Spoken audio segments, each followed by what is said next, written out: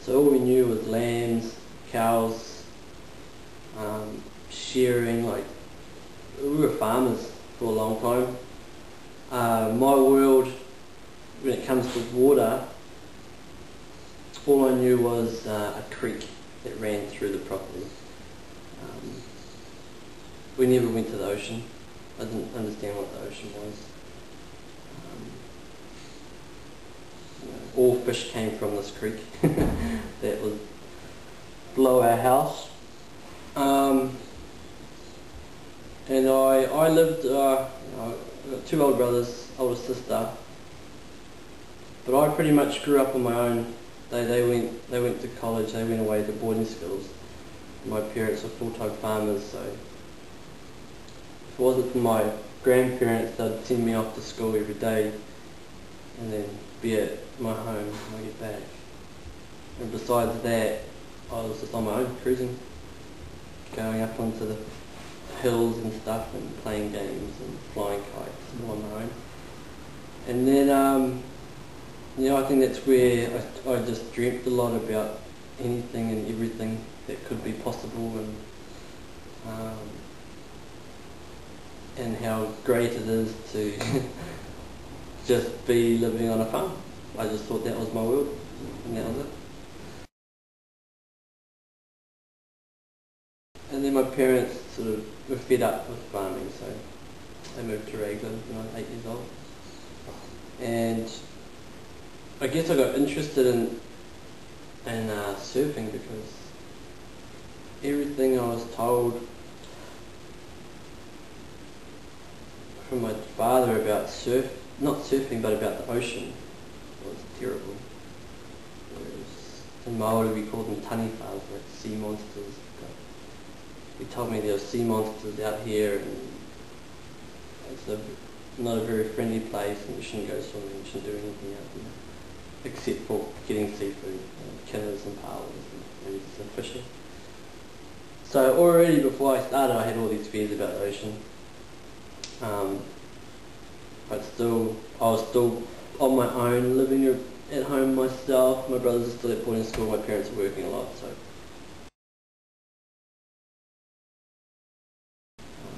they put me in the surf life saving when I was 8, and that's where it all began really.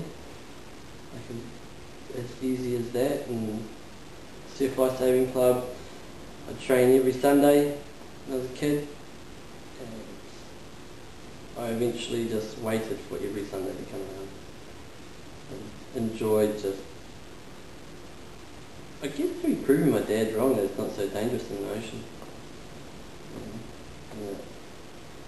It was quite a friendly place, and it was a place that at that time the ocean was always there when anything else wasn't, like my parents, my brothers or friends.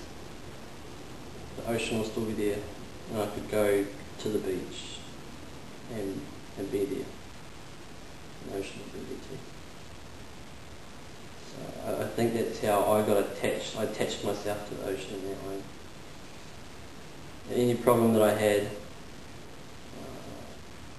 and a lot of the happiness that I had was at the beach. Surfing was the act of whatever it is, but just playing around in the water and seeing the different personalities that the ocean has on every single day was I was really attracted to it. Like, wow, there's so many faces to you, and I'd still play in the white water up to my knees, just run up and down the beach, and it just felt really nice and felt really honest and loving. But I knew that a few times I did get sucked out, I knew it would test me if I needed to be tested. And everybody was surfing at that time and surf life saving, and I just got into surfing. But I now when I look at it, it was really being at the beach that made me comfortable and really happy, and that transferred to surfing, which is just the act of being happy and comfortable within myself. I'm happy to go to the beach just sit there and watch, and maybe you go swim, maybe you go surf, but just to see if, like, I always wonder, can the ocean be the same from one day to the next? But every time I've been, it's always been different. Like when surfing was, in New Zealand we call it a piece of piss. You know, it was so easy. I just stood up and I rode and I went, oh sweet. You know, and I'd ride the wave right into the sand. You know, once the white water would disappear, go backwards, I'll still be standing in the sand on top of my surfboard and just go, oh yeah, okay. Pick up my board, go back out, catch another wave. But in saying that too, you know, like my brothers, I had 2 older brothers and myself. I've got 2 older brothers and myself. And we only have 1 surfboard. My parents have eventually brought us a surfboard. So there's 1 board between 3 boys, and I always got the last sort of hour of the day on the board. I think that's where I learnt patience. And I had to learn how to enjoy myself without a board, you know. My brother's a lot older than I am, so I wait around on the beach. Just wait for them, come on. Then I'll just go surf when they went surfing. You know, and we started off and wearing, I think the board was $120, which was a lot of money for my parents to invest in a surfboard back in the 80s. I think that's why 3 of us had to use it. But even now when I think of $120 surfboard, it's still a lot of money for someone to start surfing. So we couldn't afford wetsuits, so we just we surfed in rugby shorts and woolen shearing shirts. So they'd be pure wool singlets. And they worked because they kept our kidneys warm and our vital organs warm.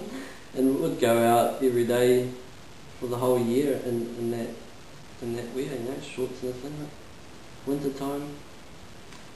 The old man made our first leg rope, and that was just like plastic string and a tire tube for the ankle. Yeah, pretty funny. We knew nothing better, so that was it. No, there was no importance at the start for being competitive.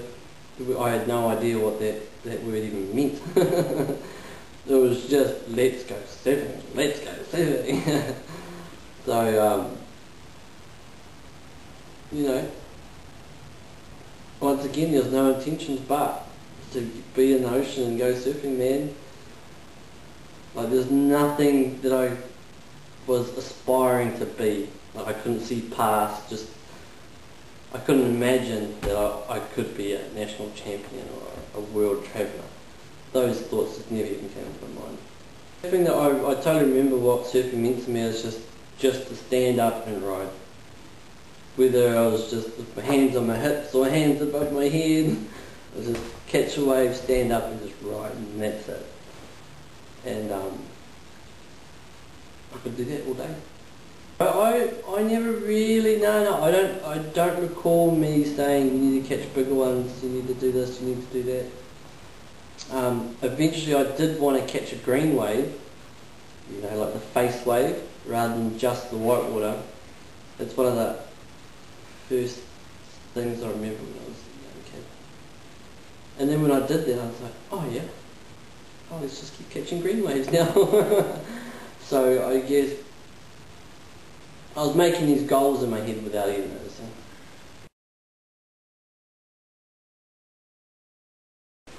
I was lucky enough to have some friends that lived around this area, and one particular friend was quite well off. His parents made a lot of money, so he always had the cool surfboards and the cool wetsuits and the cool clothes. And then another one of our 2 other good friends of mine, you know, they were able to get some surfboards and some gear, but they weren't brand new stuff. And then there was me that just pretty much got hand-me-downs. You know, my first wetsuit was a spring suit, short legs, short arms, which I spent 2 winters in. And I think when I got my first wetsuit, that's when I started and surfing with these other good friends of mine, and I was just as good as surfers as them, but with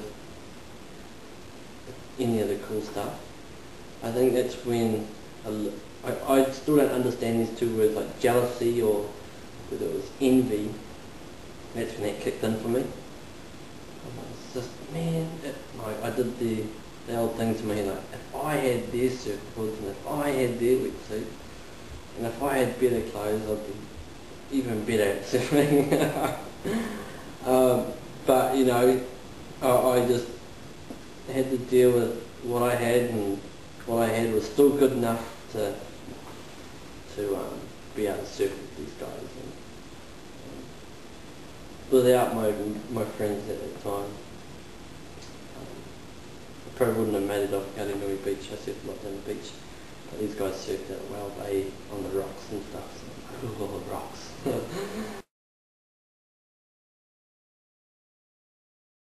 We went to school in Reagan area school in the local town, and we had surf classes. We had a teacher that was really into surfing and interested in surfing competitions.